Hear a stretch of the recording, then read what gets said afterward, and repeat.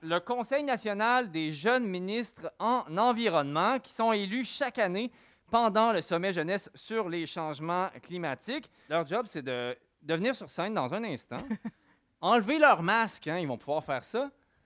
Et parce que chaque année, ils présentent un projet d'envergure. Et cette année, le projet qu'ils ont choisi, c'est de faire la conférence d'ouverture du sommet jeunesse sur les changements climatiques. C'est pas rien, ça, Stéphanie, vraiment. Oui, on va accueillir. Voudrais-tu nous avancer un petit peu ça, Jean-Daniel? On va passer la sonnerie. Vous avez fait ça en moins de temps que prévu. Super. Donc, on a notre Conseil national. On va accueillir chaleureusement Mamie et Augustine qui sont là pour littéralement vous démontrer que vous pouvez faire changer les choses. On les accueille! Mamie Bravo! et Augustine, mesdames et messieurs!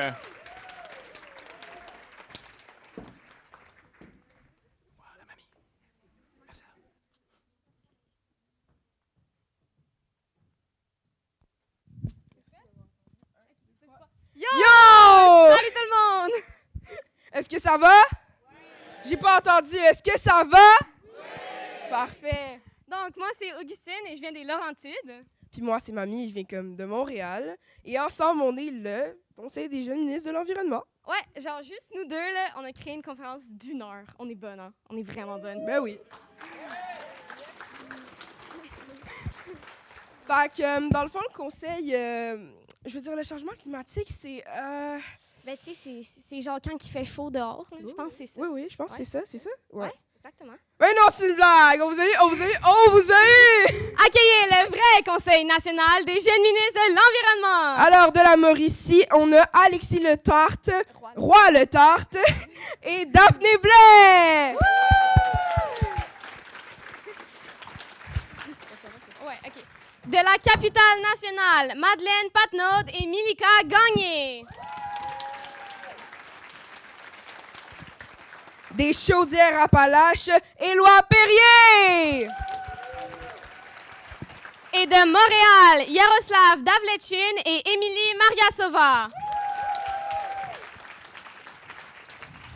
Bon, c'est tout, c'est notre conseil, ça. Donc, Donc, je sais pas si c'était clair tantôt, mais on vient vous parler de l'environnement. Puis moi, là, j'aime bien ça, l'environnement. Ouais, t'aimes quoi en particulier? Ben, moi, j'aime la nature. Puis je sais, ça peut paraître bizarre, là, mais j'aime boire de l'eau, genre de la bonne eau potable, puis manger. C'est tellement bon manger. Mais moi, j'aime les animaux. Mais les éléphants, c'est mes préférés, alors, ouais. Ah, OK. Vous aimez quoi dans le public? Moi, j'aime les sports d'hiver, le ski, en fait, puis la nature. Il y a tellement des belles couleurs en automne. Puis aussi, j'aime la justice climatique. C'est intéressant. Bon, ben c'est bien beau tout ça, mais tout ce qu'on vient de nommer risque d'être affecté par les... Changement climatique. Tam, tam, tam. Tam! Bon, on va vous montrer. Ça va aller. OK, let's go, on est bonne. C'est moi qui commence. Hein?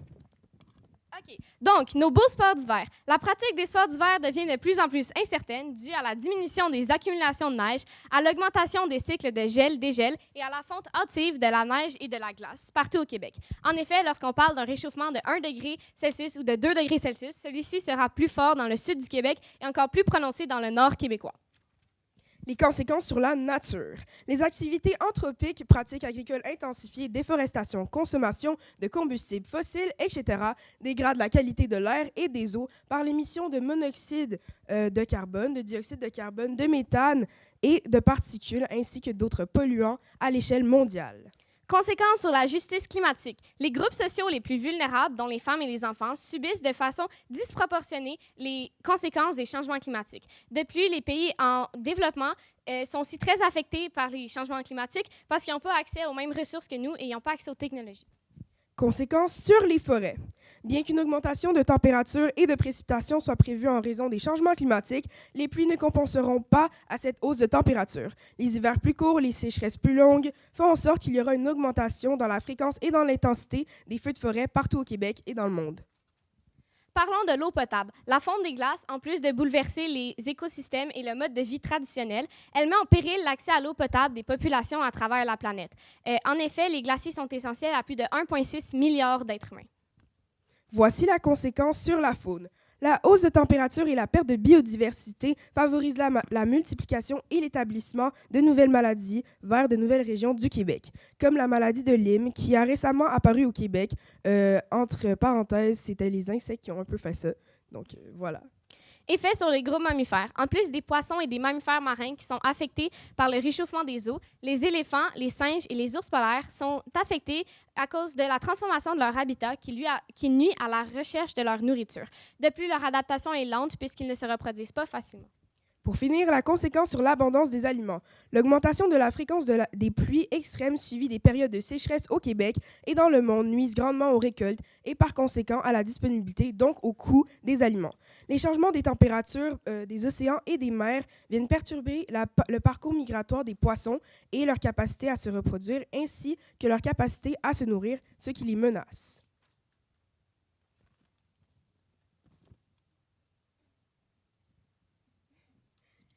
On en a dit beaucoup, on sait, mais imaginez-vous donc que c'est qu'une petite partie des conséquences des changements climatiques.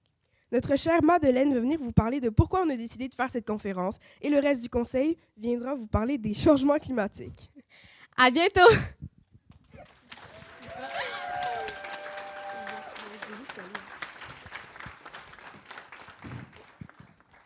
Alors, vous êtes sûrement plusieurs à vous impliquer ici. Je pense qu'on est là parce que les changements climatiques nous préoccupent.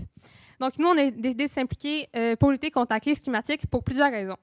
Au début, on peut être un peu réticent à l'idée de s'impliquer. On a peut-être l'impression que ça ne va rien changer. Mais on se rend vite compte que l'implication, les projets, les discussions, le partage d'idées, ce sont vraiment des grands moteurs de changement. Donc, c'est vraiment enrichissant. Chacun d'entre nous, on fait des actions individuelles pour diminuer notre empreinte sur le climat.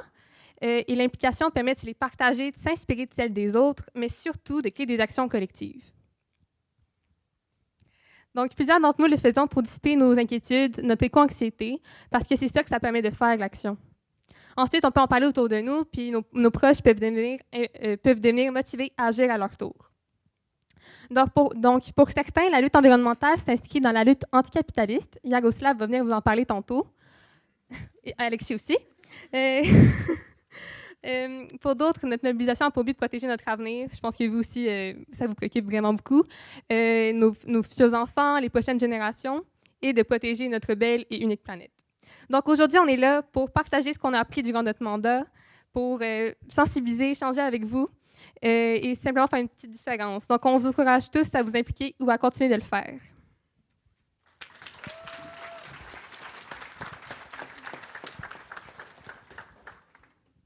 La Terre existe depuis des millions d'années, mais ce n'est que depuis qu'on utilise les énergies fossiles telles que le pétrole, le charbon ou le gaz naturel que le climat a commencé à se réchauffer de façon extrême.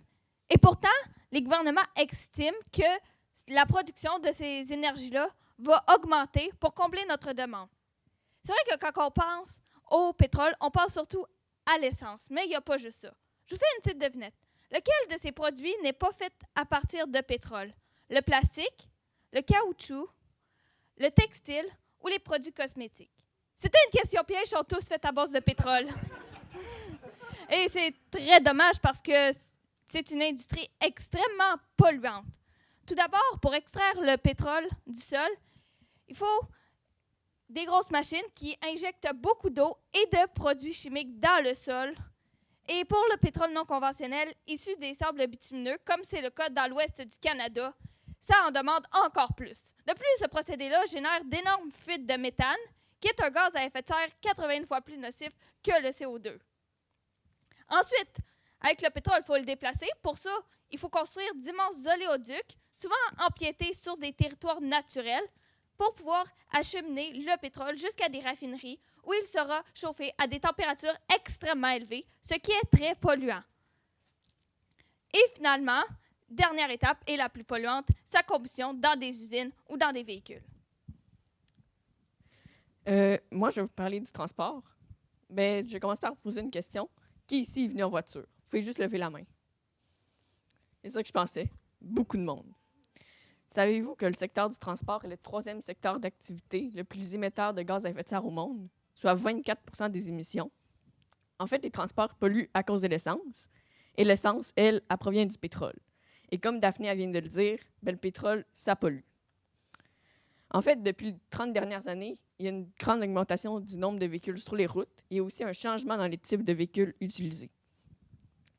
En effet, il y a beaucoup plus de VUS, donc des plus grosses voitures qui circulent sur les routes. Et en fait, ces véhicules-là, ils consomment beaucoup plus d'essence, donc ils polluent davantage. Maintenant, les camions de marchandises. En fait, comme on peut le voir sur l'image, avec 1 litre de carburant pour 1 tonne de marchandises transportées, un camion peut parcourir beaucoup moins de kilomètres qu'un navire ou qu'un train. On peut aussi voir que pour chaque tonne de marchandises transportées sur 1 kilomètre, le camion émet 5 fois plus de CO2 que les autres moyens de transport de marchandises. Et pour faire circuler tous les véhicules que j'ai mentionnés, il faut construire des routes et les entretenir. Et ça aussi, ça pollue énormément. C'est donc l'ensemble de tout ce que j'ai dit qui fait que les transports sont le 2e secteur d'activité le 3e secteur d'activité le plus émetteur de gaz à effet de serre au monde. Parlant de routes, les villes ont généralement tendance à vouloir profiter du développement autoroutier financé par la province plutôt que de développer leurs propres routes avec leur propre argent. Par exemple, en 2003, le prolongement d'une autoroute à Québec était présenté comme la solution pour résoudre le trafic à Québec, malgré les oppositions de plusieurs groupes environnementaux et de la santé publique du Québec. Le projet est tout de même allé de l'avant, ce qui a favorisé le développement de la ville et fait bondir le nombre de véhicules sur les routes de 50 %. Et du coup, maintenant, on se retrouve avec le même problème qu'avant, alors que des solutions novatrices et collectives auraient pu être mises en place.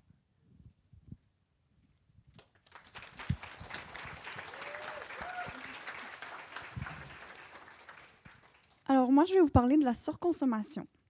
Un des principaux enjeux de la surconsommation est que nous consommons sans se poser de questions. D'où ça provient? Est-ce qu'on a vraiment besoin de ce produit? Est-ce que c'est un produit de qualité qui va durer dans le temps? Bref, depuis très longtemps, l'homme consomme. Cependant, nous consommons beaucoup plus qu'avant. Grâce à la facilité de se procurer les produits, grâce à la facilité aussi, l'évolution de la technologie et au développement des services de livraison.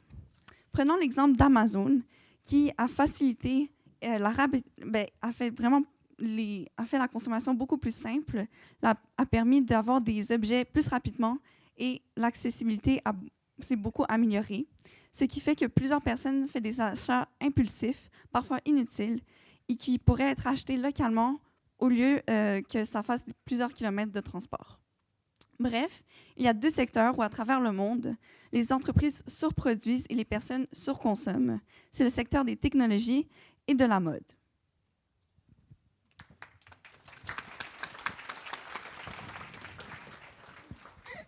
T'es donc belle aujourd'hui, toi?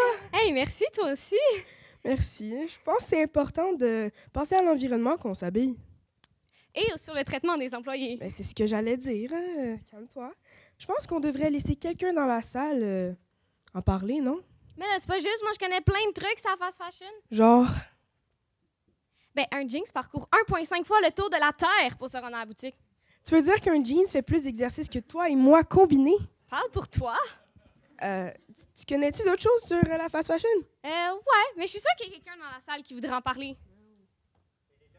Ah, Je vais vous parler de la fast fashion. La fast fashion ou... La fast fashion ou mode rapide, c'est une tendance très répandue dans l'industrie de la mode qui repose sur le renouvellement ultra rapide des collections, des fois aux semaines et voire moins. Pour arriver à produire autant de vêtements et aussi rapidement, le but c'est de réduire les coûts de production au maximum puis éliminer toutes les pertes de matières premières et maximiser la vitesse de production. Fait que ça fait en sorte qu'il y a un plus grand volume de vêtements qui est produit puis qui est de moins bonne qualité. Ces vêtements-là sont fabriqués très rapidement et vendus à l'échelle mondiale. En plus, la fast fashion implique une mauvaise répartition des richesses où le salaire des ouvriers du textile est minuscule comparé aux profits encaissés par la marque et les distributeurs. Et ça maintient les travailleurs et les familles dans des situations de grande pauvreté. Les nombreuses étapes de la confection d'un vêtement participent au lourd bilan environnemental de l'industrie de la mode. Parce que la production des matières premières, admettons le coton, la transformation des textiles, entre autres par leur teinture, et le transport des vêtements assemblés, tout ça, ça entraîne une pollution des sols et des eaux, et une consommation inquiétante d'eau et d'énergie. Est-ce que vous saviez que l'industrie de la mode est le 2e plus grand pollueur mondial juste après l'industrie pétrolière? oui. Je Moi le aussi, sais. je le savais. OK. Presque tous les vêtements sont recyclables, mais pourtant, seulement 85 de ces vêtements-là finissent... quand même, 85 de ces vêtements-là finissent dans des décharges. Ce gaspillage-là vestimentaire, ça donne pas l'occasion à ces vêtements d'avoir une seconde vie. L'industrie de la mode, ça a une empreinte carbone immense. Est-ce qu'on peut échanger quelque chose, vous croyez? Moi, je pense que oui. Aussi. Quelle intelligence. Quelle élégance! C'est digne d'une ancienne jeune ministre de l'Environnement. OK, oui. Bon, je suis sûre qu'elle a tout dit ce que tu allais dire. Exactement. Ouais.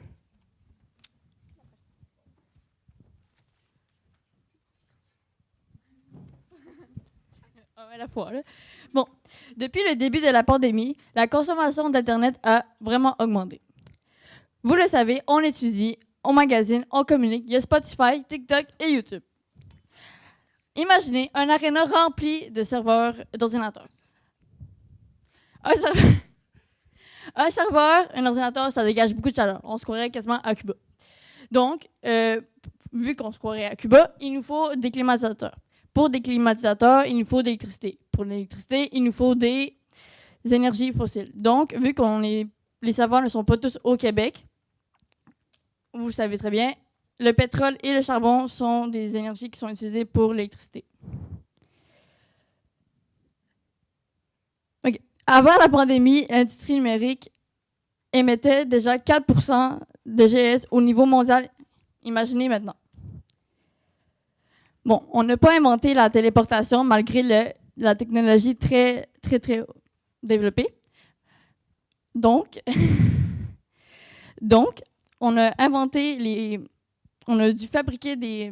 Comment ça s'appelle déjà le truc qui tourne autour de la Terre? Des éoliennes. Oui, les satellites. Merci. Ouais, c'est ça. Bon, les satellites et des câbles sous-marins pour l'Internet international. Ensuite, ce qui génère les serveurs, ce sont des données. Les données, c'est les 2K, 2G, 2Go, peu importe, que vous téléchargez quand vous téléchargez une vidéo, visionnez Netflix, la série, quand vous faites une recherche sur Google, par exemple, pourquoi le réchauffement climatique existe.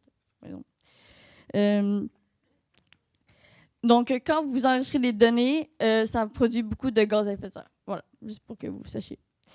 Donc, pour fabriquer un ordinateur portable, imaginez genre 2 arbres de 70 ans.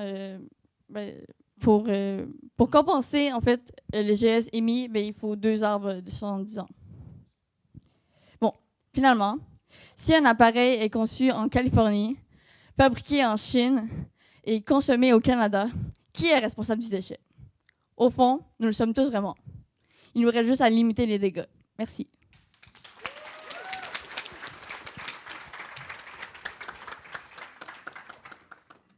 L'alimentation et le gaspillage alimentaire sont responsables de plus du tiers des émissions de GES mondiales. Et ça, c'est en grande partie, comme on peut le voir sur le graphique, à cause de la viande, particulièrement du bœuf. Et ça, c'est pour 3 raisons. Premièrement, pour nourrir ces animaux-là, il faut de la nourriture. Cette nourriture-là, pour la produire, ça pollue. Et cette nourriture-là, vu qu'elle sert aux animaux, elle ne peut pas servir aux gens qui meurent de faim. Deuxième raison, pour faire ça, ça prend beaucoup de terre. En fait, 77% des terres agricoles sont dédiées à l'élevage, ce qui représente une surface plus grande que la superficie du continent africain. Puis pour pallier à cette demande très grande-là, il faut faire beaucoup de déforestation, notamment en Amazonie. Troisième raison, les pets et les déjections, particulièrement des bovins, ça libère un gaz. Ce gaz-là, c'est du méthane, qui est un gaz à effet de serre très polluant. Ensuite, le gaspillage alimentaire. Le tiers de la nourriture mondiale est gaspillée. Imaginez, toutes les terres qui ont été cultivées, tous les pesticides qui ont été utilisés, tous les carburants utilisés pour transporter les marchandises, tous les emballages jetés, tout ça pour rien. Pire encore, quand les aliments se retrouvent dans des dépotoirs, leur décomposition libère du méthane, ce qui est un gaz à effet de serre très polluant.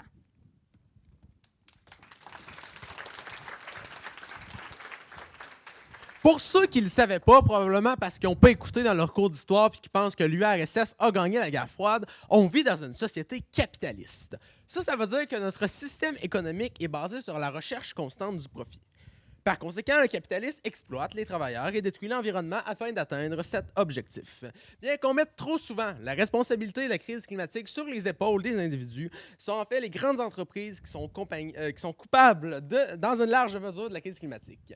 En effet, seulement 100 entreprises sur Terre sont responsables de 71% des GES mondiaux.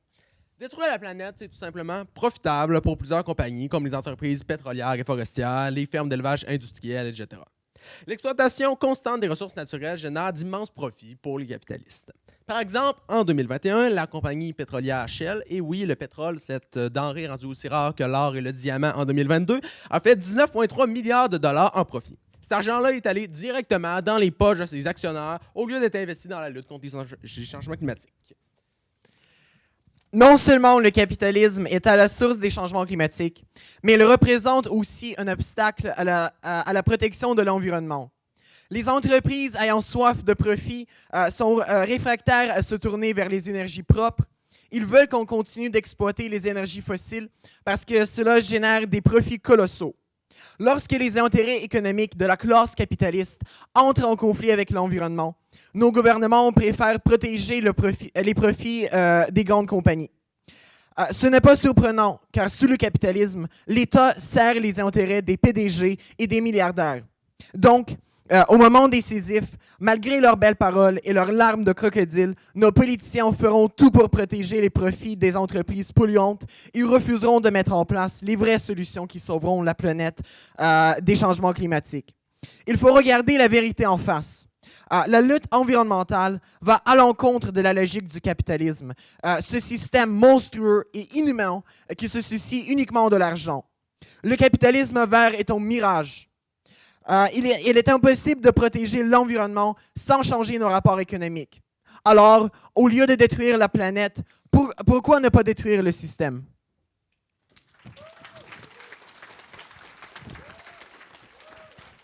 La mondialisation de notre économie a fait en sorte que les produits que nous achetons proviennent de partout dans le monde, surtout des pays en développement. Et oui, c'est les pays les plus riches qui exploitent les pays les plus pauvres. C'est ça la logique du capitalisme. En effet, ces derniers sont responsables de 30% des exportations mondiales. Le problème, c'est que les pays en voie de développement sont généralement des normes environnementales moins strictes et les normes du travail, ça va de même, les travailleurs ont des maigres salaires et des conditions de travail souvent pénibles. Un troisième facteur à prendre en considération, c'est le racisme systémique. L'ordre mondial actuel favorise les pays majoritairement blancs. Les pays en développement n'ont donc pas le même pouvoir économique et politique, ce qui les rend vulnérables à l'exploitation. C'est exactement pour ces raisons que plusieurs compagnies occidentales ont délocalisé leur production dans les années 80 vers les pays du tiers-monde, car cela leur permettait de maximiser leurs profits. Une compagnie qui a des usines en Inde, par exemple, n'est pas obligée de payer ses employés les mêmes salaires que dans les pays développés et de suivre les mêmes normes en matière de conditions de travail et d'environnement. Par conséquent, les dépenses des compagnies sont réduites alors que les profits montent en flèche. Cela a des répercussions environnementales et sociales énormes. Les capitalistes bafouent l'environnement et exploitent les travailleurs des pays pauvres. En dernière analyse, c'est le système capitaliste et sa soif incessante de profit qui est à la cause de l'exploitation du tiers-monde et des effets disproportionnés des changements climatiques sur ces pays.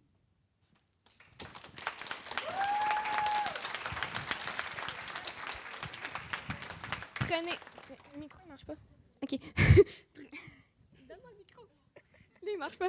Prenez un temps pour penser à tout ça. Pensez-y, pensez-y, pensez-y. Tu vas-tu les laisser penser? Ah, OK, je m'étais...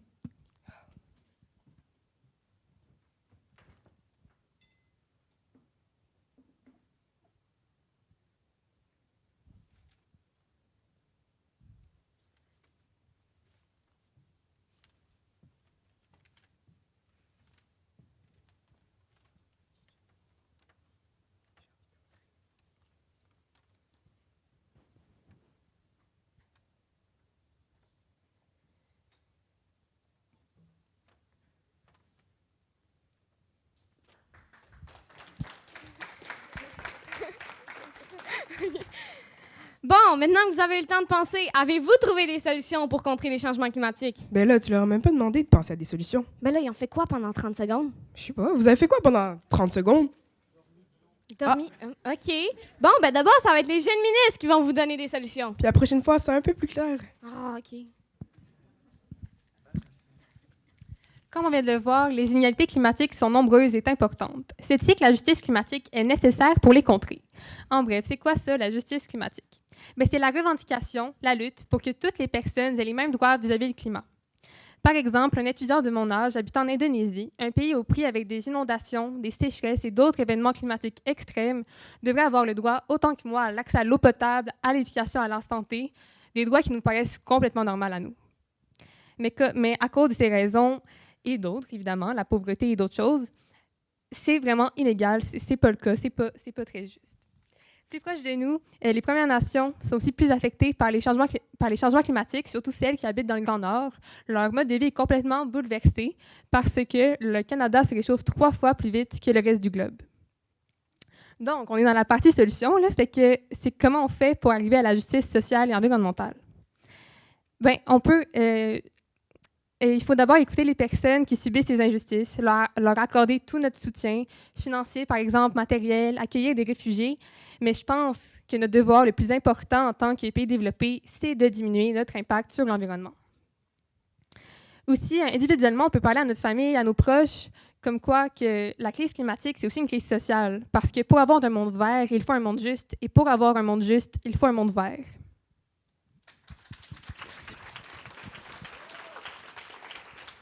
Le capitalisme et l'environnement, c'est comme le Canadien puis le Nordique. Ou Richard Martineau puis la monarchie. C'est irréconciliable. Il ne suffit pas de réformer de manière superficielle et cosmétique le capitalisme. Nous croyons plutôt qu'on devrait le remplacer par un autre système économique, le socialisme. Mais qu'est-ce que le socialisme? La mentalité rétrograde du club social de ta grand-mère Ginette à la résidence Soleil? Ben non! Le socialisme est un système économique géré démocratiquement par les travailleurs et travailleuses. Dans une société socialiste, les moyens de production appartiennent à la société entière et non à une petite minorité qui détruit la planète. La gestion de l'environnement est impossible tant qu'on ne contrôle pas les leviers économiques principaux de notre société. Nous proposons alors la nationalisation, c'est-à-dire la mise sous contrôle ouvrier des entreprises privées, de l'industrie des énergies fossiles et l'investissement des revenus générés par l'exploitation pétrolière dans la transition énergétique. La nationalisation du transport et du logement serait également nécessaire. On pourrait ainsi rendre le transport gratuit ou du moins abordable et construire des maisons énergétiquement efficaces. La nationalisation de l'industrie automobile permettrait de construire des voitures électriques à bas prix. Par ailleurs, dans une économie socialiste, on pourrait éviter le gaspillage et l'obsolescence programmée. Probablement, vous vous demandez, mais moi, en tant que jeune, qu'est-ce que je peux faire pour renverser un système aussi puissant que le capitalisme? En réalité, le pouvoir que vous avez comme jeune est énorme. Cette année marque le 10e anniversaire de la grève étudiante de 2012. Pendant 8 mois, des dizaines de milliers d'étudiants québécois sont descendus dans les rues pour manifester contre la hausse des droits de scolarité par le gouvernement austéritaire de Jean Charest. Ce mouvement, animé par des jeunes, avait une portée révolutionnaire et un message anticapitaliste clair. Les manifestations climatiques de 2019 sont un autre exemple du pouvoir de la jeunesse mobilisée. Les classes dominantes nous font toujours penser que nous ne sommes pas capables de changer la société. C'est faux. Les jeunes ont été toujours à l'avant-garde des grands mouvements révolutionnaires dans l'histoire. Nous sommes puissants et nous sommes capables de livrer cette bataille contre le capitalisme. La lutte pour l'environnement est intrinsèquement liée à la lutte anticapitaliste. Et les différents mouvements sociaux sont un magnifique moyen pour s'impliquer et faire sa part dans le combat contre ce système injuste et inhumain qui détruit la planète. Comme le disait Karl Marx, nous n'avons rien à perdre que nos chaînes, nous avons un monde à gagner.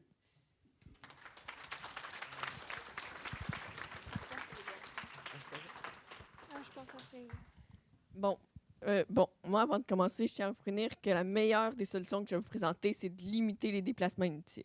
Mais bon, des fois, on doit quand même se déplacer. Donc, voici les meilleures solutions. Alors, je vais commencer avec le transport en commun.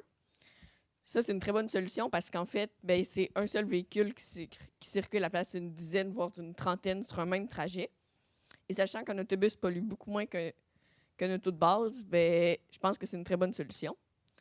Par la suite, pour les distances plus courtes, on peut juste y aller à la marche, en vélo, en trottinette et même en skate. Et ça coûte beaucoup moins cher puis ça a zéro impact sur l'environnement. Par la suite, la voiture électrique. En fait, elle fonctionne uniquement à l'électricité, qui est une énergie renouvelable au Québec. Par contre, dans plusieurs pays, l'électricité est encore faite avec du pétrole, du charbon, du gaz naturel. Donc, ça devient moins intéressant face à la planète. Pensez-vous donc qu'il est mieux de se déplacer à la marche, en covoiturage, en autobus, que d'acheter une voiture, d'autant plus qu'on l'utilise seulement 5% du temps?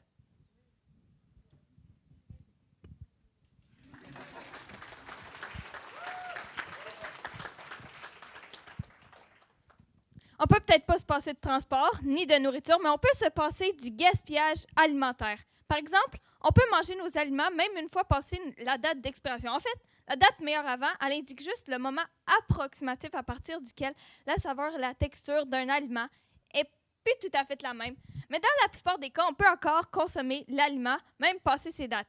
En fait, en apprenant diverses méthodes pour mieux conserver nos aliments, on peut manger les aliments plusieurs jours passer cette date, parfois même une semaine. Un autre truc pour réduire le gaspillage alimentaire, ce serait de moins éplucher nos légumes ou d'utiliser nos épluchures de légumes, par exemple dans des soupes avec des pieds de brocoli ou des pieds de chou-fleur et d'autres parties d'aliments comestibles qu'on mange un peu moins. Notre solution, ce serait de donner nos restants à des organismes communautaires plutôt que de les jeter. Ou, dans les cas où l'aliment est vraiment pas mangeable, le mettre au compost, ça reste mieux que de le jeter à la poubelle. Il existe aussi plusieurs ressources, livres, sites web, podcasts, etc., pour nous donner des trucs simples à intégrer au quotidien pour réduire notre gaspillage alimentaire. Pour réduire l'empreinte environnementale de notre assiette, on peut aussi utiliser les 5 clés de l'alimentation écologique, comme on peut le voir au tableau, biologique, locale, équitable, zéro déchet, et la 5e clé, celle qui permet de réduire son empreinte le plus, végétale. Bon, c'est sûr qu'avec nos moyens actuels, respecter chacune des clés est un véritable défi. Mais on peut essayer de tendre vers cette alimentation-là en se donnant des défis seuls ou entre amis. Par exemple, on peut adhérer au lundi sans viande ou cultiver un potager. Chaque repas sans viande et chaque potager cultivé a un impact sur notre planète. Au début, ça peut paraître difficile, mais plus on s'y met, et plus on découvre de nouvelles façons de faire, et plus on est fier de ce qu'on a accompli.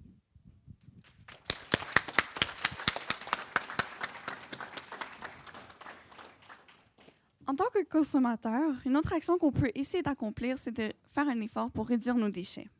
Au Québec, 5,4 millions de tonnes de déchets sont produits par an à cause de l'urbanisation et de l'augmentation de la consommation mondiale. Certains sont recyclés et compostés, mais le reste est enfoui dans les sites d'enfouissement ou tout simplement brûlé, ce qui crée du CO2 et alimente le réchauffement climatique. Plusieurs alors essayent le mode de vie zéro déchet. Donc, vous avez sûrement entendu déjà les 5 R. Moi, j'ai décidé d'en rajouter un 6e pour que ce soit encore plus clair. Fait que le premier, ce serait de refuser, puisque refuser les choses à usage unique, comme les sacs ou les contenants en plastique, ben, ça réduit les déchets. Et on sait, les magasins en vrac sont les experts là-dessus. Ça consiste aussi à refuser des choses à la mode ou des choses qu'on n'a pas réellement besoin. Le deuxième R est de réduire, puisque la consommation et les achats, ben, en fait, tout produit qu'on achète produisent des déchets lors de leur fabrication, leur transport, parfois lors de leur utilisation et même des fois lors de leur élimination. Après, réutiliser des produits plutôt que de les jeter pour minimiser la quantité de déchets est un bon moyen pour allonger leur vie. Puis, réparer également les projets pour, encore une fois, prolonger la durée de vie de ceux-ci. Le 5e R est de recycler pour que les choses soient utilisées pour en créer d'autres au lieu qu'ils finissent dans les lieux d'enfouissement. Et à propos de ça, l'application Ça va où a été créée en 2019 pour nous aider à bien trier. Et le dernier R est de retourner à la terre, donc en d'autres mots, de composter, puisque 60% des déchets enfouis sont organiques. Et lorsqu'ils sont enfouis, ils produisent du méthane, ce qui est beaucoup plus pire que le CO2. Et aussi, ils nuisent à la qualité de l'air quand on les brûle. Si vous voulez en savoir plus, le Conseil national des jeunes ministres de l'Environnement de l'an passé a créé le guide du zéro déchet pour et par les adolescents Vous pouvez aller le télécharger sur sortdetabulle.com dans l'onglet Agir.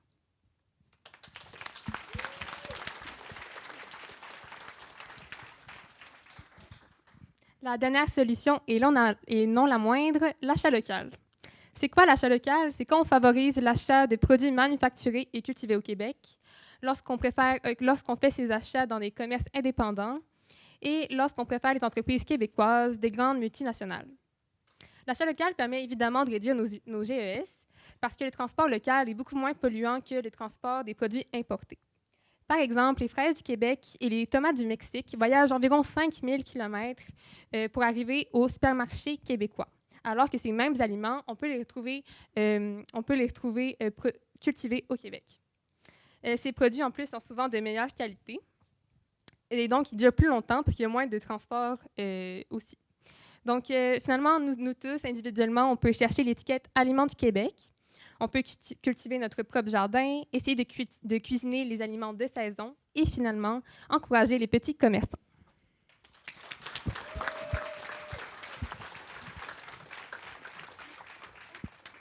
C'était vraiment intéressant. Moi, j'ai appris plein de choses sur l'environnement. Ah ouais, puis on s'entend que les fraises du Québec sont tellement meilleures que celles de la Californie. De quoi tu jases? Ben là, tu l'écoutais-tu, la conférence? L'achat local? Ouais, l'achat local. C'est bon, c'est pas cher, puis en plus, c'est bon pour l'environnement. C'est pas merveilleux? Oui, c'est merveilleux. Mais revenons-en à nos recyclages. Comme je disais, je suis sûre qu'il y a plein de gens ici qui ont eu de l'expérience avec l'achat local. Est-ce que quelqu'un aimerait venir en parler? Toi, ici. Wow. Il marche-tu? Ah, oui, OK, il marche. Bon, ben salut tout le monde. Moi, je reviens d'un long voyage d'Allemagne qui a duré 2 mois. Puis on va se le dire, en Allemagne, ils l'ont l'affaire avec l'achat local. Surtout dans la famille dans laquelle j'étais, ils étaient tellement axés sur ça, c'était fabuleux. Le matin, on allait chercher notre propre lait sur les vaches que je voyais par ma fenêtre, puis on le pasteurisait nous-mêmes, puis on faisait notre propre yogourt. Les poules qu'il y avait dans la cour, ils produisaient 100% des œufs qu'on consommait. En plus de ça, il y avait un potager qui produisait quasiment, ouais, je dirais la majorité, pas toutes, mais la grosse majorité des légumes qu'on mangeait. Puis tous les magasins, ils étaient bio et presque pas suremballés. Puis c'était vraiment superbe. Puis je trouve que justement, d'avoir vécu cette expérience, ça m'a montré qu'au Québec, on n'en fait tellement pas assez. On devrait en faire tellement plus que ce qu'on en fait. Ça serait tellement simple. Je l'ai vécu, puis je vous le dis, il y a tellement de petits gestes qu'on fait pas qui seraient simples à faire. Fait que je pense qu'on devrait prendre exemple sur eux, puis acheter plus localement, faire plus attention. Merci. Merci beaucoup, Megan. En passant, la fille qui vient de parler s'appelle Megan et elle vient de la capitale nationale. Comment tu le sais, ça? Je l'ai stalkée sur Instagram. OK. Elle était jeune ministre undercover, si vous le savez pas. Ouais. Mais merci aussi à Laure Gelcoeur qui est venue nous parler de la fast fashion tout à l'heure. Eh oui, c'était une ancienne jeune ministre de l'Environnement, comme je l'ai dit, là.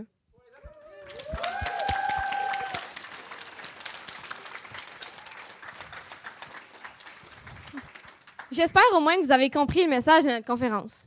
Juste pour être sûr, on va vous le faire dire. Est-ce que vous êtes prêts? Maintenant, on... Eh boy! Eh boy, vous êtes pas bien bon? Je pense que les jeunes ministres seraient peut-être meilleurs, non? Maintenant, on... Agis!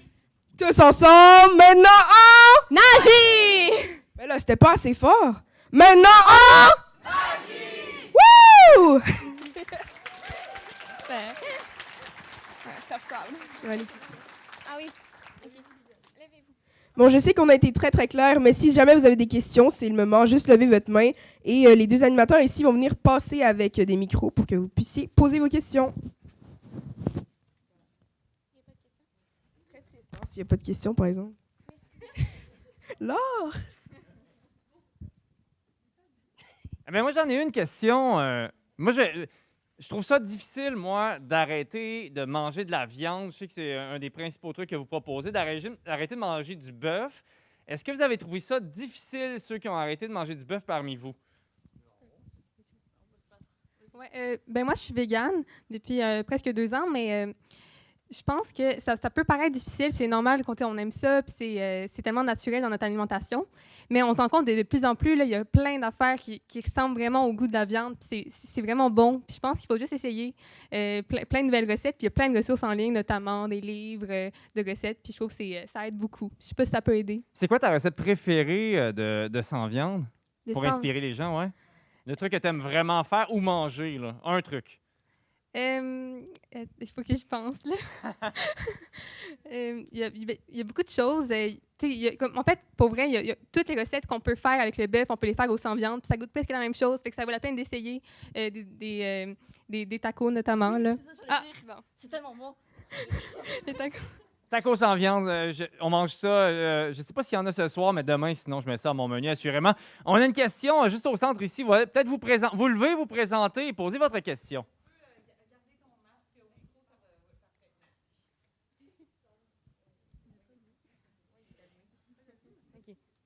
OK, il marche.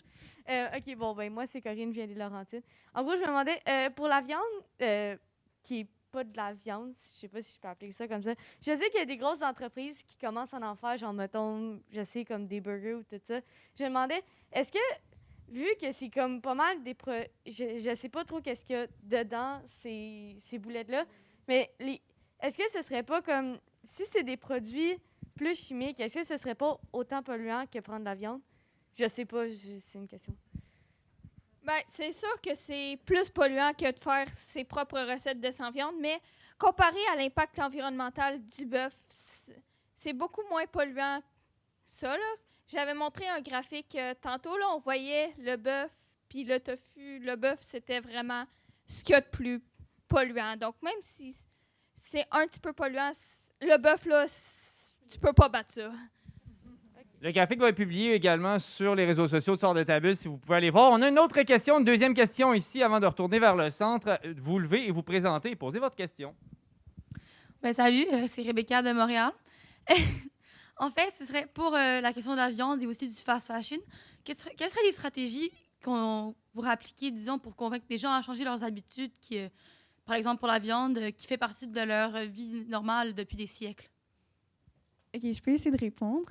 Moi, ma famille, elle n'est pas végé, mais moi, je suis végé. Et ce que j'ai fait, moi, c'est juste de, comme pas de l'imposer, mais premièrement, j'ai demandé, genre, est-ce qu'on peut essayer de s'habituer à mon alimentation? Puis, par exemple, si elle fait, ma mère, du riz et de la viande, moi, je vais prendre le riz, je vais faire quelque chose à côté. Fait que, juste, premièrement, même si ta famille, peut-être, elle n'est pas végé, moi, je dirais d'essayer quand même, puis ça peut même ça peut les motiver à essayer au moins. Puis après ça, moi, j'ai parlé à mes amis, comme c'est vraiment au dîner, comme ils peuvent voir, ils sont comme « Ah, tu sais, t'as pas de viande, t'as quoi? » Puis là, je leur montre, puis je dis que c'est bon. Puis c'est comme ça que je partage, moi, personnellement. Fait que je dirais aussi, quand t'expliques que c'est un gros impact, la viande, c'est vraiment un gros impact sur l'écologie et tout ça, je pense qu'ils vont comprendre. Puis c'est vraiment de montrer, que ce soit des vidéos, des recettes ou quoi que ce soit. Bravo, bravo. Ça peut se faire graduellement, hein? On n'est pas obligé d'arrêter de manger de la viande complètement du jour au lendemain. Ça peut être les lundis sans viande, par exemple.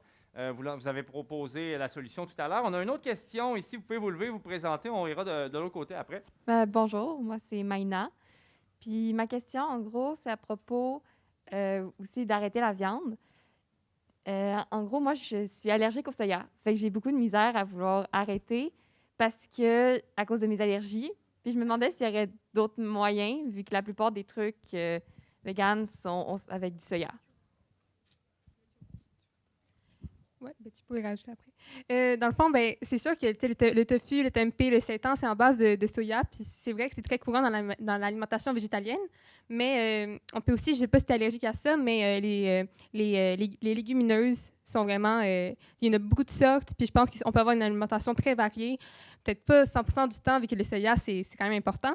Mais les légumineuses, je pense que ça peut vraiment aider à mettre plein de diversité dans son assiette, puis végé en plus. Puis aussi, il y a certains types de viande qui polluent moins que d'autres. Par exemple, le porc, ça pollue beaucoup moins que le bœuf. Donc, prioriser genre le poulet et le porc quand que tu veux manger de la viande. D'excellentes solutions pratico-pratiques. On a une autre question de l'autre côté de la salle, je pense, dans le coin de Stéphanie. Alors, on vous invite à vous lever, vous présenter et poser votre question au jeune ministre de l'Environnement. Bonjour, je m'appelle Marie. Je viens de Québec et ma question, c'est que je voulais savoir, parce que moi, je suis vraiment intéressée pour lutter contre la fast fashion. Est-ce que vous pourriez, genre un peu... est-ce que vous allez faire quelque chose pour essayer, genre, comme est-ce que vous allez en parler, est-ce que vous allez faire des projets, puis tout ça. Parce que, genre, c'est vraiment ce que je vois, là, il y a beaucoup de gens qui comprennent pas ça, puis ben, je suis vraiment intéressée pour savoir qu'est-ce que vous allez faire. Mais ça, c'est une excellente question pour la prochaine cohorte, notamment. Nous, cette année, qu'est-ce qu'on a fait, c'est cette conférence ici. Mais si jamais ça t'intéresse, ça t'intéresse pas finalement la fast fashion, tu pourrais, toi, en parler à tes amis. Tu peux aussi aller dans les friperies comme nous, on le fait. Puis oui, il y a plein d'autres options que d'acheter des vêtements de la fast fashion. Une des cohortes précédentes du conseil a fait une campagne sur l'achat local et l'achat en friperie. Fait que si tu t'en vas sur le site de Sors de ta bulle, tu peux trouver toutes les affiches puis tout ce que le conseil a fait cette année-là. Je pense que c'était 2018-2019, si je me trompe pas. Moi aussi, je vais rajouter quelque chose. À l'école, tu peux aussi en parler avec des professeurs, puis ils peuvent rajouter ce genre de sujet-là. Par exemple, une vidéo, comme moi, on regarde beaucoup de vidéos sur ça, puis après, il y a des questions ou quoi que ce soit. Fait que tu peux parler avec tes profs ou sinon avec des gens dans les comités qui pourraient faire peut-être une friperie à l'école pour, par exemple, les uniformes, ça coûte cher. Et il y a des gens qui donnent, puis comme ça, c'est beaucoup moins cher à l'école, puis on réutilise.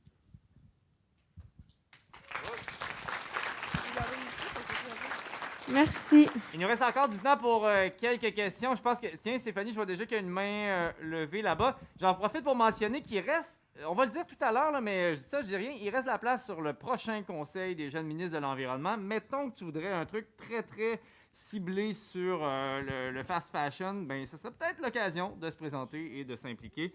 Je dis rien et on passe à la prochaine question. Allez-y, vous présentez et posez votre question.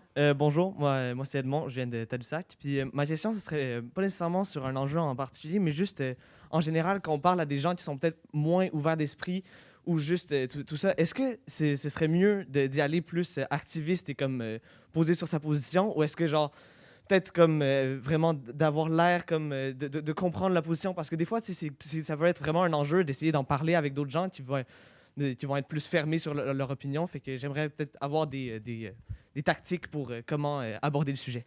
Ben, moi, j'aimerais ça te répondre. Ben, j'ai quand même une famille qui était au début très, très fermée à ce sujet-là. Puis comme, tu sais, quand j'étais jeune, on faisait même pas de recyclage chez moi. Tu sais, c'était vraiment à un très, très haut niveau. Puis depuis que j'ai commencé à m'impliquer, pour vrai, en parler de façon positive, sans nécessairement te pointer sur tes opinions, puis pas écouter ce qu'ils ont à dire.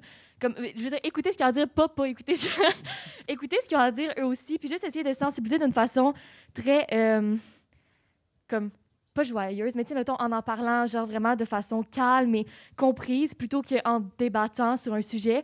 Ça l'aide vraiment beaucoup. Comme par exemple, moi, j'ai juste dit à mes parents, moi, je vais faire du recyclage, moi, je vais faire du compost. Faites-le pas, ça vous tente pas, moi, j'en fais. Puis depuis que j'en fais, ils en font avec moi. Puis quand ça leur plaisait pas, ben moi, je faisais leurs assiettes, je défaisais leurs affaires. J'en faisais parce que ça me gossait. Puis maintenant, ils ont commencé à le faire parce qu'ils voulaient me faire plaisir. Puis souvent, quand c'est tes parents ou des personnes proches, ben, ils n'ont pas un peu pitié, mais comme ils veulent le faire comme toi pour t'encourager dans ces projets-là. Puis, tu sais, ils sont fiers de devoir faire ça. Fait que je pense que c'est vraiment la façon dont tu vas réagir avec eux qui va vraiment les aider. Puis aussi, comme, surtout, sensibiliser sur, mettons, tu sais que tes parents ou les personnes à qui tu parles font quelque chose en particulier, sensibiliser vraiment ce truc-là. Par exemple, mes parents, ils ont une compagnie d'eau. Ils vendent des bouteilles d'eau, OK? Puis ça me tape ses nerfs. Fait que, genre, je vous dis, on est dans deux mondes différents. Puis, récemment, mon père a parti un nouveau projet à la base militaire à Valcartier. Puis, ils ont démoli toutes les bouteilles d'eau à la base militaire à Valcartier. Mon père a vendu des grosses machines de production comme d'eau qui vient directement de là. Puis, mon père, à place, il vend des bouteilles réutilisables aux militaires qui peuvent remplir directement là, puis qui vend les remplissages, dans le fond. Puis, tu sais, juste des petites affaires comme ça. Tu sais, si j'aurais jamais parlé de ça à mon père, honnêtement, il s'en aurait foutu. Parce que c'est moi qui est arrivé avec ce projet-là à sa table quand il a parlé de ce qu'il faisait dans la base militaire. Fait que je pense que ça dépend vraiment de comment tu en parles, puis genre, implique-toi, on va en faire un peu. Juste essayer de reformuler pour voir si j'ai Oui, bien compris. Non, juste, donc, ce serait d'être quand même ferme sur sa position, de le faire comme, de dire, moi, j'ai choisi comme ça, moi, j'ai fait comme ça, et là, d'essayer de rendre la personne intéressée à ce que tu fais, c'est ça? Un peu, comme, moi, mon conseil, ce serait, reste sur ta position, fais tes choses, puis souvent, les gens vont suivre ton mouvement. Okay, puis peut-être de pas être dans le jugement, de pas être comme... Non, pas être dans le toi, jugement, tu fais vraiment, ça, toi, ouais. fais-le par toi-même, puis souvent, les gens suivent. Good.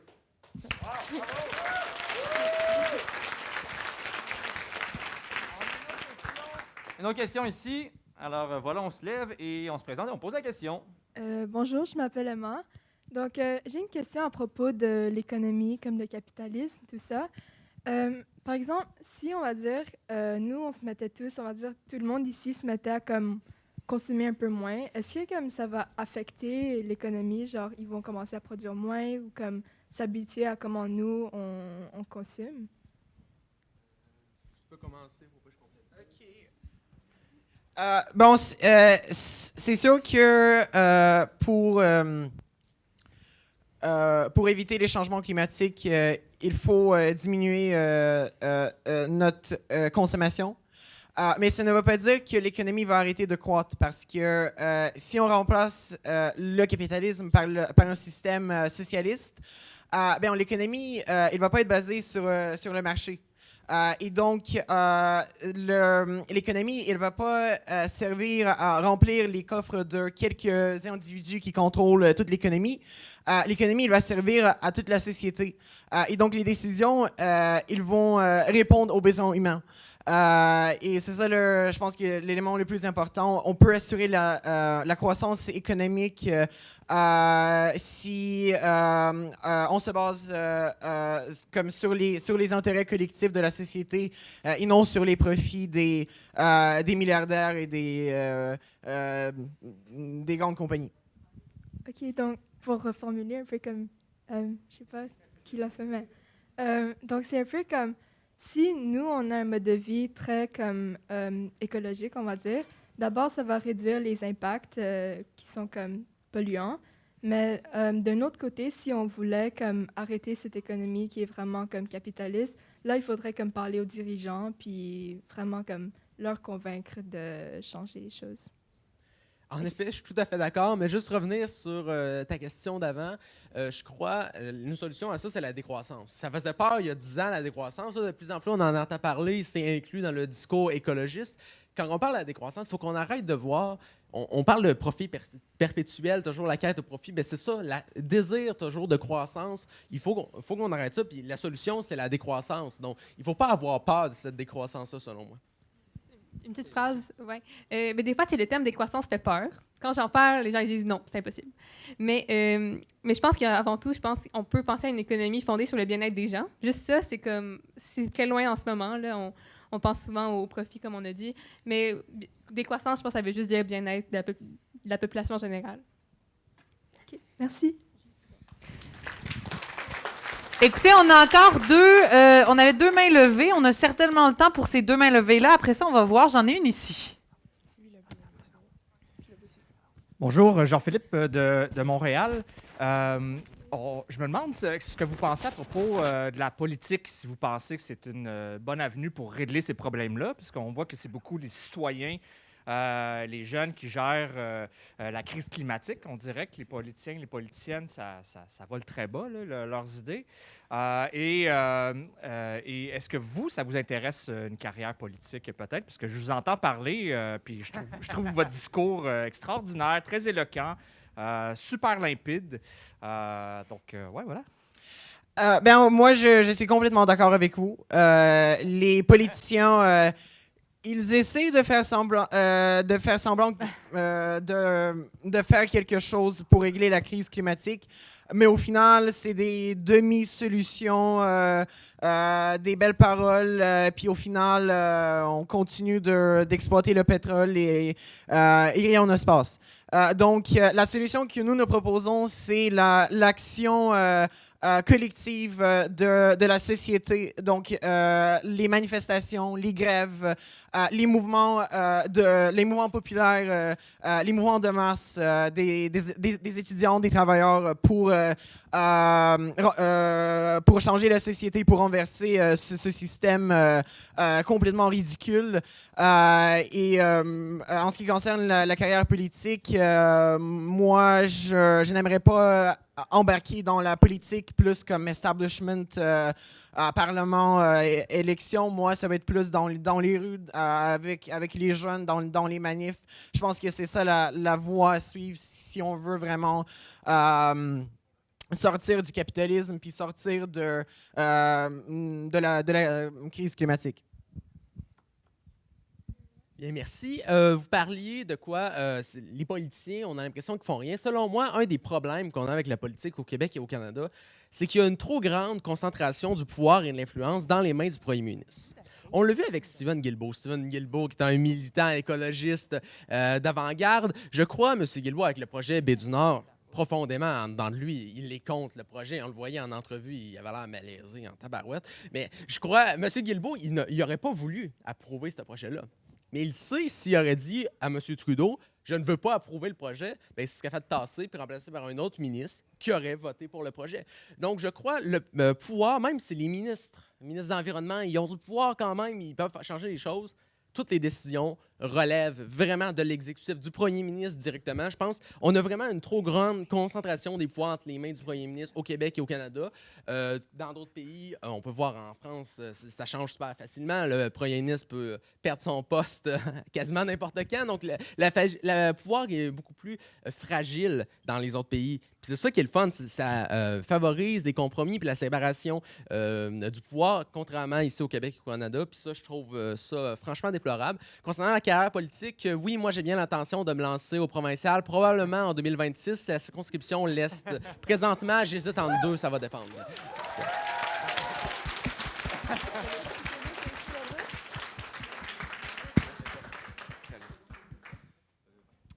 Oui, bonjour. Moi, je m'appelle Louis Bissonnette, je suis de Montréal. J'avais une question qui est un peu plus spécifique. C'est en lien avec les transports. Les transports, ça m'intéresse énormément, surtout la transition vers la mobilité en fonction de la taille des différentes villes. Est-ce qu'il y en a certains d'entre vous qui sont de la région de Québec, comme Capitale-Nationale et Chaudière-Appalaches? OK.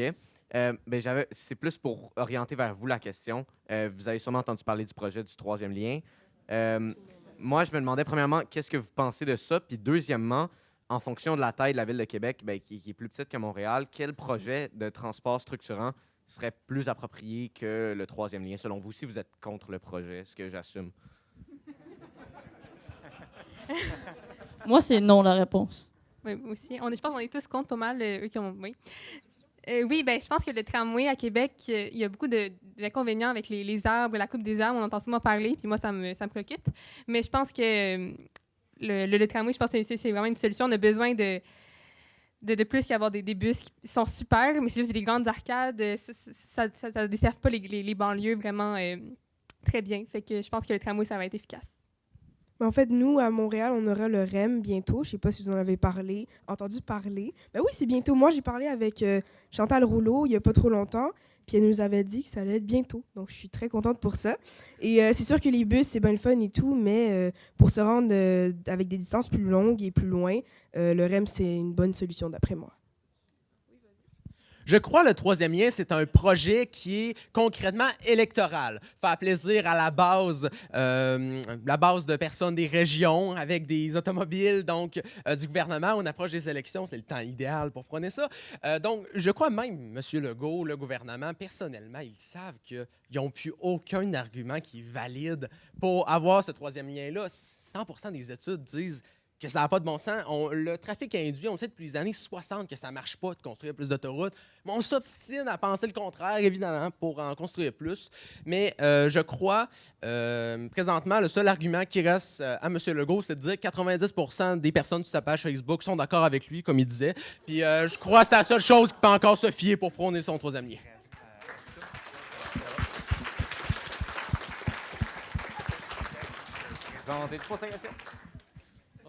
Bon, mon nom c'est Tiana, je viens de Longueuil. Alors, j'ai plutôt une question adressée à deux messieurs socialistes. Oui. Donc, vous avez dit que dans notre société aujourd'hui, l'économie est contrôlée dans une minorité de personnes qui ont comme le plus de capital et qui contrôlent plus de l'économie. Mais en même temps, votre solution que vous avez proposée, c'est de changer le système à un système qui est encore plus contrôlée, ce qui est l'économie planifiée. Alors, et on s'entend qu'on avait déjà vu de l'histoire dans le passé avec l'Union soviétique, la Corée du Nord et ainsi que la Chine durant l'époque de Mao Zedong. C'est absolument désastreux. Les gens meurent de faim. C'est à cause de ce système économique. Et en même temps, on ne peut pas dire que ces régimes ne sont pas légitimes parce que là, comment ils ont pris le pouvoir, c'est aussi par le choix du peuple. Alors, est-ce que vous pouvez assurer que ce genre de situation ne passera plus jamais si un jour vous serez à la place? Oui, donc, les régimes, par exemple en Chine, en Corée du Nord, c'est pas des régimes socialistes. C'est vraiment une joke, là. Ils se disent communistes, mais en réalité, c'est juste une clique bureaucratique du Parti communiste qui contrôle toute la société. Puis, ils se disent communistes, mais en réalité, ça n'a pas vraiment rapport avec le vrai socialisme puis la vraie économie socialiste. C'est sûr que l'expérience soviétique, on s'entend que c'était pas c'était pas la société idéale, c'est pas la société socialiste vers laquelle on veut se diriger, mais je pense que si nous, en fait, on n'est pas des staliniens, on est des socialistes démocratiques. On pense que pour une économie socialiste, pour une vraie économie socialiste, il faut avoir de la démocratie politique. Et donc, on ne va pas répéter les erreurs du passé. Mais pour ça, il faut se mobiliser en tant qu'étudiant, en tant qu'ouvrier. Puis, grâce à la démocratie dans la sphère politique, on pourrait assurer le bon fonctionnement d'une économie socialiste planifiée. J'aimerais rajouter, compléter ce que Yaroslav a dit. Je suis totalement d'accord. Puis je sais que Nathalie Arthaud, qui était en entrevue avec le média Bruit il n'y a pas longtemps, elle disait on n'a jamais eu de précédent dans l'histoire où qu'un régime communiste a réussi réellement à imposer un vrai communiste, comme sur papier. Là. Le communiste sur papier de Karl Marx, qu'il a écrit dans le manifeste du Parti communiste, ce communiste-là, on n'a jamais eu d'exemple. Donc, dans la tête des citoyens, on parle de communiste, il y a un lien directement avec, on dirait qu'il y a comme une espèce de signal direct. Communiste égale Staline égale nanana. Bon, socialiste, c'est rendu moins pire. On réussit à dédiaboliser le terme socialiste dans les dernières années. Mais avant, c'était encore très associé au communisme. Mais il faut faire quand même une différence. Et je crois, c'est vraiment de dédiaboliser ces termes-là. L'utopie socialiste, c'est encore, c'est une utopie. C'est ça, c'est une utopie, mais c'est une utopie qui est vraie, qui est possible. C'est pas une utopie qui va avoir dans 20 ans des villes avec des autos volantes partout, puis je sais pas trop quoi qu'Elon Musk va avoir inventé. Mais c'est une utopie qui est possible depuis des dizaines et des dizaines d'années. Il nous reste juste à avoir le courage politique de le faire et de le réaliser. Okay. Bon. J'ai quelque chose à dire. Bon, mais en même temps, ce qu'on devrait savoir, c'est que dans son manifesto, Marx a aussi écrit pour une société socialiste ou communiste, il faut que le gouvernement il prenne tout le contrôle sur la propriété et donner ça selon les demandes de la population. Mais alors, j'ai une question à propos de ça. Comment le gouvernement il peut connaître mieux que la population lui-même?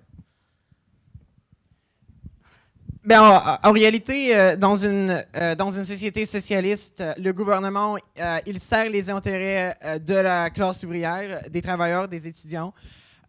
Et le gouvernement, il est directement contrôlé par des conseils ouvriers des soviets. Vous pouvez appeler ça par différents termes, mais ça veut dire la même chose.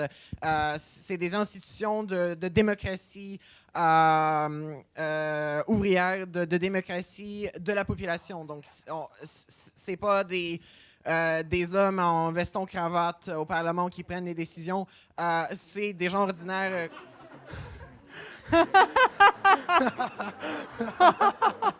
demandais avant de poser Je parlais pas de toi. Toi, on peut te confier la gestion de la société.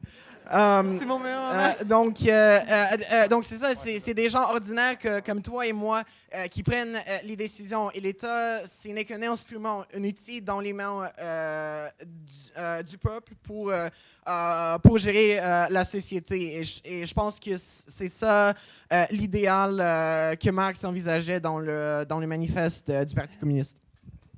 Hey, désolé les gars, je sais que deux mots, mais genre littéralement un et deux mots par la suite. Donc, premièrement, le manifeste du Parti communiste, ce n'est pas un mode d'emploi fixe socialiste 101, comment faire une révolution réussie. On n'est pas obligé de le suivre à la lettre pour faire une telle révolution. Il faut suivre les instructions de Marx qui a écrit en 1800. Donc, on n'est pas obligé de le suivre à la lettre, ce manifeste-là, juste pour répondre. Puis moi, je suis d'accord que dans la société, c'est possible de réussir, de faire quand même un peu plus d'argent. Mettons que je veux dire, un médecin qui a fait 15 ans d'études ne doit pas gagner le même salaire que quelqu'un qui travaille dans un dépanneur. Excusez-moi, je finis. Mais je crois que ça doit être quand même un prorata qui est logique. Un médecin peut gagner, je sais pas, tel nombre de fois plus que quelqu'un qui travaille dans un dépanneur. Mais, mettons, par exemple, Elon Musk gagne 3 550 fois 1000 plus que son plus bas employé. Est-ce que c'est logique? Est-ce que Elon Musk travaille 3 550 fois 1000 plus que son plus bas employé? Je pense que mathématiquement, c'est juste impossible. Donc, il faut vraiment que ça reste exponentiel. Alexis, on peut l'applaudir, bravo! Hey, c'était un marathon, ça, ma réponse. Incroyable! Deux petites questions. Très rapide. Et on répond le plus...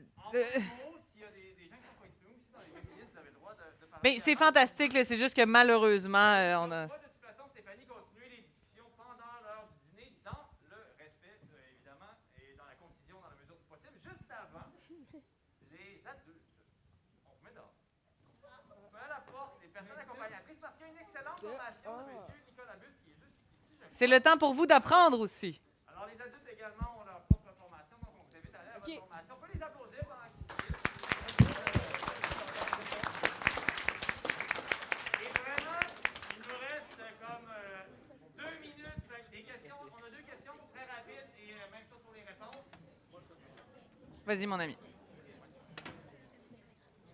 Alors, je trouve ça quand même assez intéressant, votre affaire de socialisme, mais je vois vraiment pas comment c'est possible parce que, en fait, à la base, un régime socialiste, c'est comme tout le monde est à peu près égal au niveau fiscal. Hein?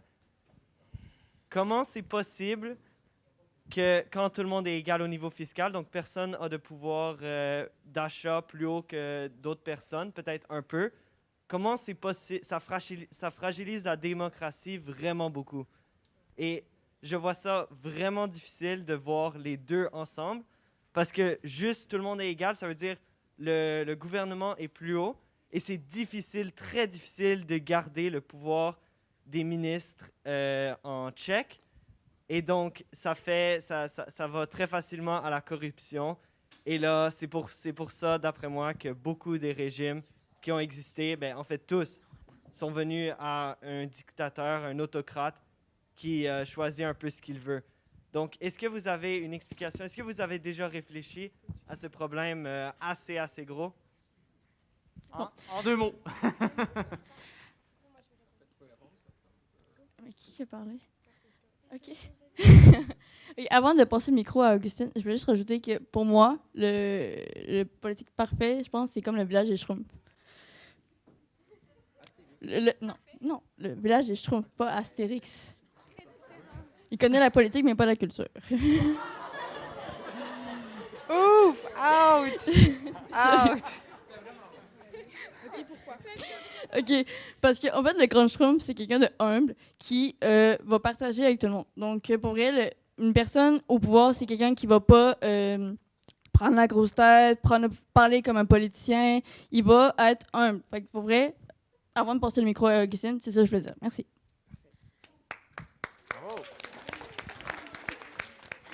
Moi, ma réponse, ça serait d'aller dîner à la même table que Yaroslav et Alexis et de faire un beau débat. Ça serait ma réponse. Merci, Et on a merci une beaucoup, dernière- Jean-Daniel. On a Oui. une dernière question juste ici avant d'aller bientôt, dans pas longtemps, à dîner. C'est parti. Je m'appelle Mathilde de Longueuil. J'avais une petite question, pas sur le socialisme, mais dans le fond, je sais qu'acheter local et, mettons, acheter une voiture électrique, c'est plus cher que, mettons, des produits qui ne sont pas locaux, qui viennent de Mexique, par exemple. Est-ce que vous avez des solutions pour, par exemple, quelqu'un qui a un plus petit budget, qui veut, mettons, que salaire minimum, ou quelqu'un qui veut quand même agir, mais avec un plus petit budget? Oui, ben, moi, je sais que l'achat local peut être un peu plus cher, puis c'est complètement vrai. Mais je pense que si on parle de l'alimentation, ben, on peut se référer aux 5 clés. Moi, mettons, on avait vu que c'était local, zéro déchet, équitable, végétal et biologique. Fait que moi, je dis à ma famille ben, à moi aussi quand je fais l'épicerie, mais c'est grave, d'essayer au moins d'avoir une des clés. Parce que c'est grave de toujours avoir local, de toujours avoir végétal, de toujours avoir équitable, par exemple. Mais c'est une bonne référence pour essayer de toujours faire son possible en incluant une des clés, si c'est possible. Oui, végétal, c'est moins cher, c'est ça exactement. Les légumineuses, souvent, le tofu, le tempeh, par exemple, c'est souvent vraiment moins cher que la viande. Juste pour ajouter une petite affaire, moi, je pense que par-dessus l'achat local, la façon la plus simple, c'est vraiment d'y aller directement à la source et produire toi-même. C'est possible d'avoir son propre potager, possible d'avoir ses poules, ses animaux qui produisent eux-mêmes, les affaires que tu as besoin pour mettre dans ton assiette. Puis aussi, sinon, j'avais pensé à quelque chose puis j'ai oublié. Ouais, ben je m'en rappelle plus. Fait que si je m'en rappelle, je viendrai te voir tantôt. J'ai oublié. Est-ce que c'était tout pour les questions? Ça doit l'être, malheureusement. Le mot de la fin pour Augustine, le petit mot de la fin. OK, donc merci à tous et à tous et à tous et à toutes. À tous et à tous. OK, désolée. Merci surtout à Émilie Robitaille qui est là-bas en train de parler.